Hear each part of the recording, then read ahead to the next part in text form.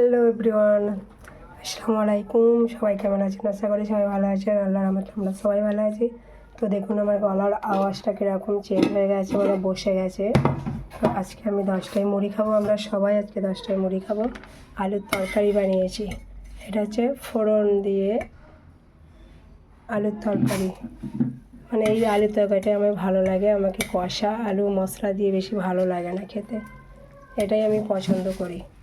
এরকম করে তরকারি আর লুচি মানে আমাকে খেতে দারুণ লাগে।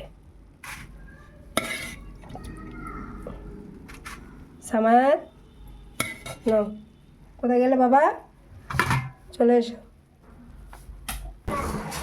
সামাদ,